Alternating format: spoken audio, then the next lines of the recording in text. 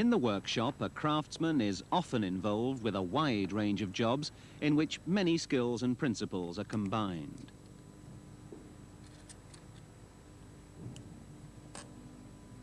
Here's a typical example. This steel bush, which locates the lead screw on the compound slide of a lathe, has been reported faulty. For some reason or other, it's become very badly worn. The result is a loose fit between the bush and the shaft. As there's no time to order a spare part, a replacement has to be made. First, the craftsman makes a sketch of the bush, drawn in such a way that any craftsman would be able to understand it. It's drawn in a standard way. For example, the outside edge of this small diameter is represented by a dotted line. That means it's hidden detail in this particular view of the component. But one sketch can't show all the details of features such as this, so it's necessary to make another sketch from a different point of view.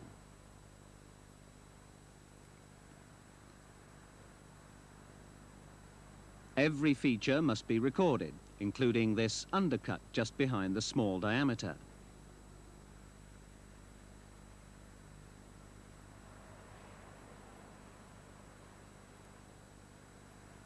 Here's another feature, a chamfered edge around the hole into which the shaft fits.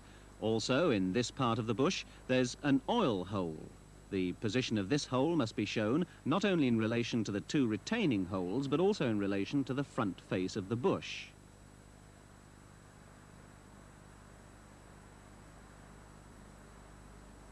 The next job is to get the dimensions of the bush. For this, a micrometer is used. Can you think of the reason for this choice of instrument? First, the large diameter. This particular micrometer measures in excess of 50 millimeters, so 50 must be added on to the final reading. On the sketch, dimensions are also added in a standard way. For example, the outlines are extended to show where the dimension refers.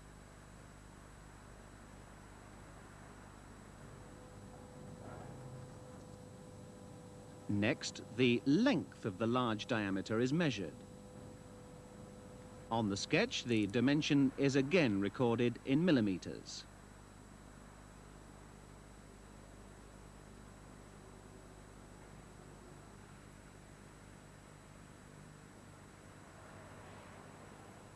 The third dimension is the combined length of both the small and large diameters. And once again, of course, the dimension is in the same unit. So far, so good, but what about the diameter of the hole for the shaft? Remember, the bush is worn, so the hole is oversize. To get the required dimension, it's necessary to measure the diameter of the shaft. Of course, when machining, the hole will have to be made a bit bigger than this to get a small clearance fit.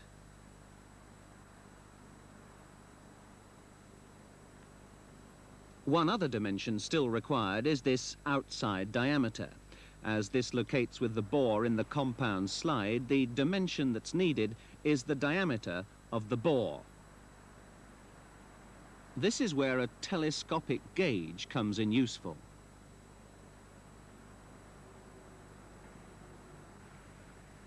There's now sufficient information in the two sketches for a craftsman to make a replacement.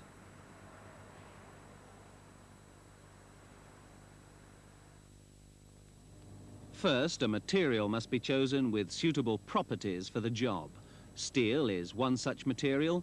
Can you think of any others? The prepared blank is held in a self-centering chuck ready for turning. The craftsman sets the blank so that it's as near concentric with the spindle center line as possible.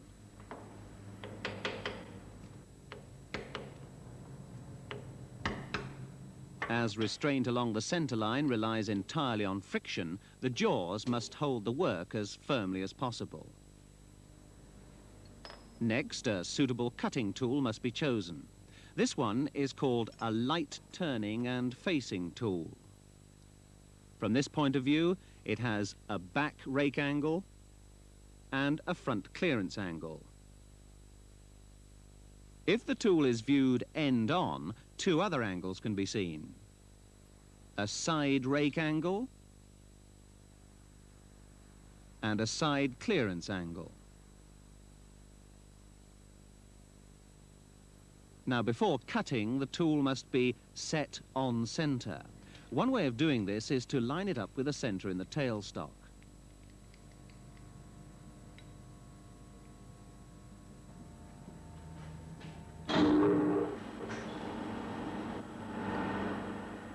A supply of cutting fluid is essential. It has the job of conducting heat away from the tool and work, and of reducing friction between the tool face and the chip. The first operation involves generating a flat surface which will be exactly at right angles to the spindle center line.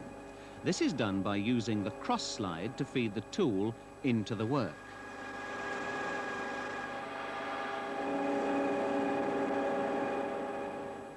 Next, the overall diameter of the work must be reduced. At this stage, it's only necessary to get the work roughly down to size.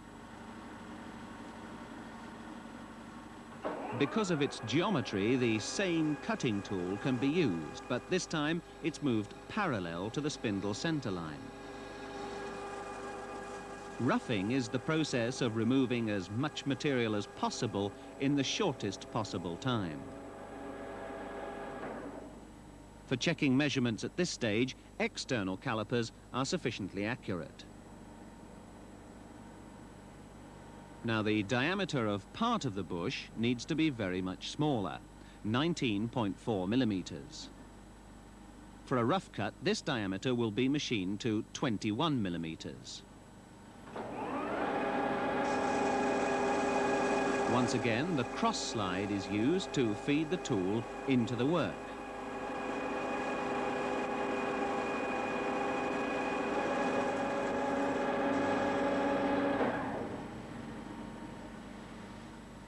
For roughing, that's got it down to a suitable diameter. But is this part of the bush long enough? In the finished component, its length will be the difference between these two dimensions. That's 5.13 millimeters. So far, it's just over 3.5 millimeters long. For a rough cut, it needs to be 2 millimeters longer.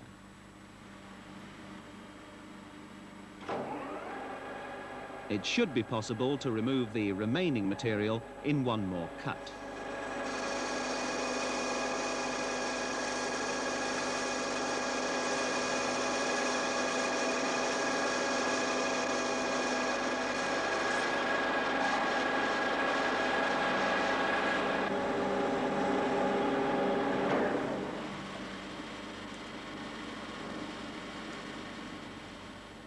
Next, the hole for the shaft has to be generated to just the right size. This is done in several stages. First, the component is center drilled. On a lathe, the center drill is mounted in the tailstock. That means it's on the same center as the tool used to generate all the other surfaces.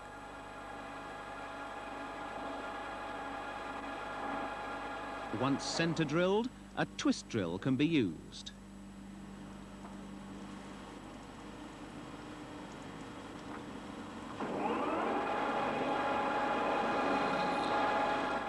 Now, the diameter of the drill is actually less than the diameter of the hole required. Can you think why?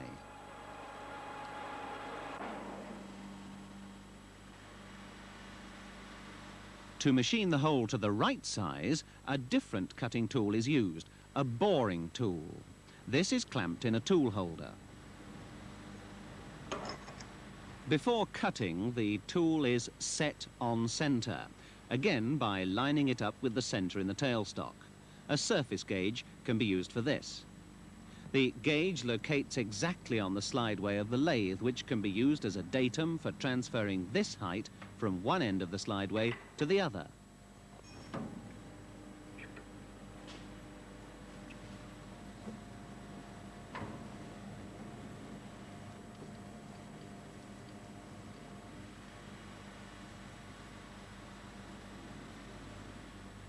The boring tool is fed into the work parallel to the spindle centre line. Let's look at the cutting action from the other end of the hole. Can you see the rake and clearance angles? After each cut, the size of the hole is very carefully measured.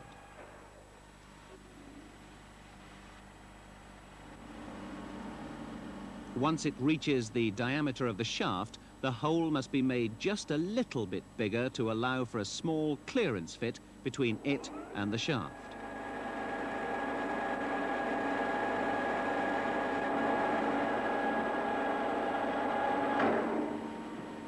For the next operation, the work must be taken out of the chuck and remounted the other way round. This is necessary in order to rough turn the rest of the work down to the same diameter and also to rough face the work to a suitable overall length.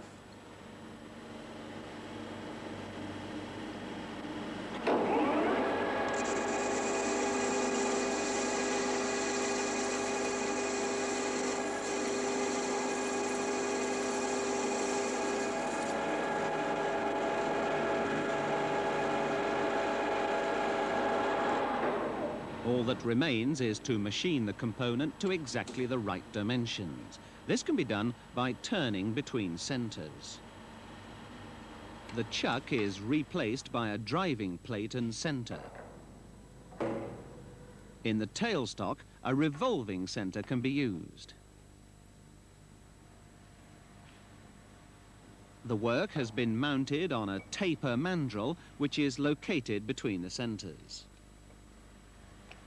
To drive the work round, a driving dog has been fitted to the headstock end of the mandrel. It's now only a matter of using the right cutting tool, sufficient cutting fluid, and a suitable speed and feed. Now, here are two things for you to think about. What advantage is there in finish turning between centres, and why doesn't the work slip on the mandrel?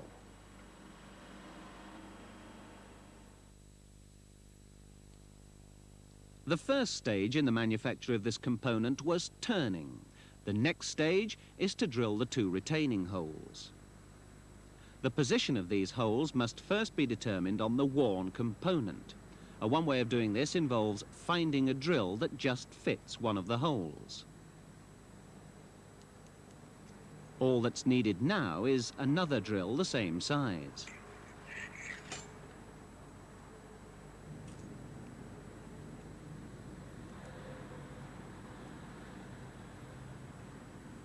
Using a micrometer, the distance between the two outside edges of the holes can now be determined.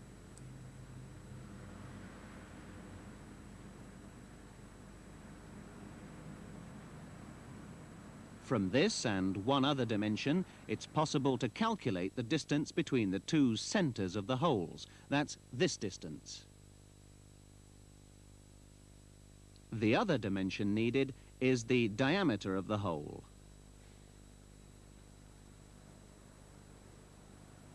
5.5 millimeters. Here's that dimension on the drawing. The other hole is the same size. Now, to get the distance between their centres, we must subtract from the left-hand dimension the radius of each hole. That is, we must subtract a total of 5.5 millimeters, which gives the required dimension as 44.45 millimeters. The only other hole to be drilled is the oil hole. With the aid of a suitable drill, the position of this hole must be determined in relation to the two retaining holes. For this, the bush is located in a V-block.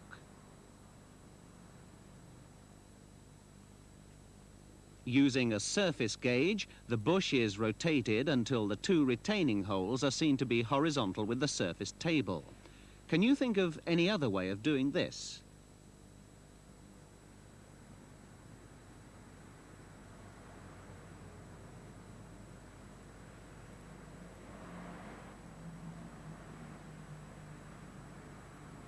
Once horizontal, a suitable form of protractor can then be used to obtain the angle between the axis of the hole and the surface of the table.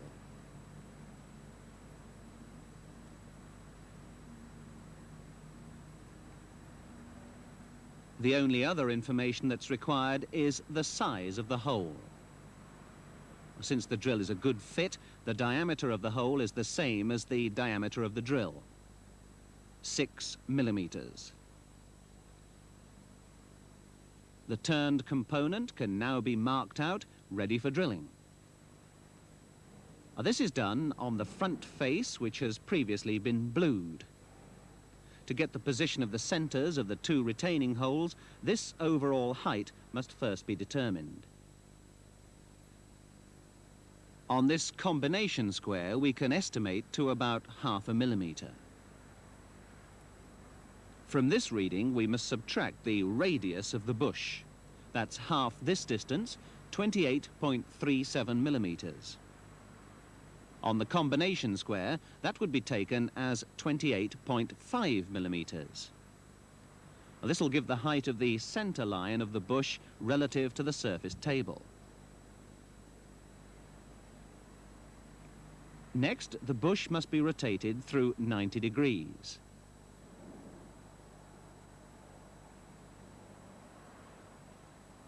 Now the centers of the two retaining holes lie on a pitch circle whose radius is half this distance. That's 22.23 millimeters.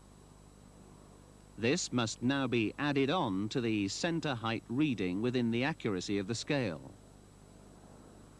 The position of one of the centers is now determined.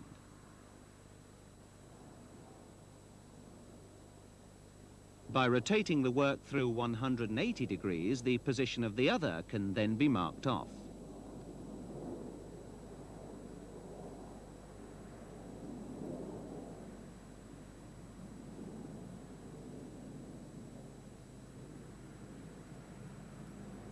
So far, so good.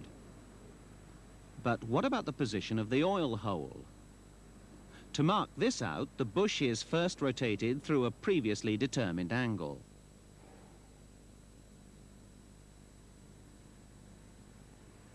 Then, with the surface gauge still set at the center height, another center line is marked off, both on the face of the bush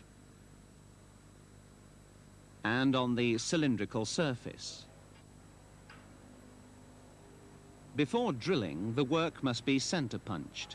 It's then restrained in a vise with V-shaped jaws. Can you think why parallel jaws would be unsuitable here? Well, next, the work must be lined up with the drill. The vise can then be clamped to the machine table.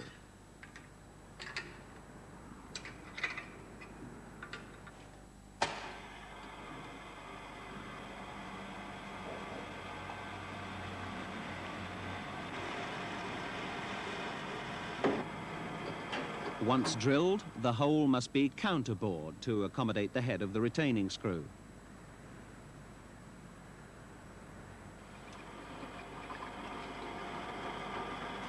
Finally, there's the oil hole, which must also be counterbored.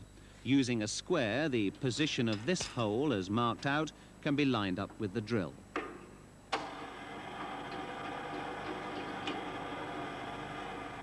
Before the job is complete, the craftsman must check that the replacement part meets all the design requirements. Is it a good fit? Is the oil hole in the right place? Do the retaining holes locate correctly? If so, the job is finished.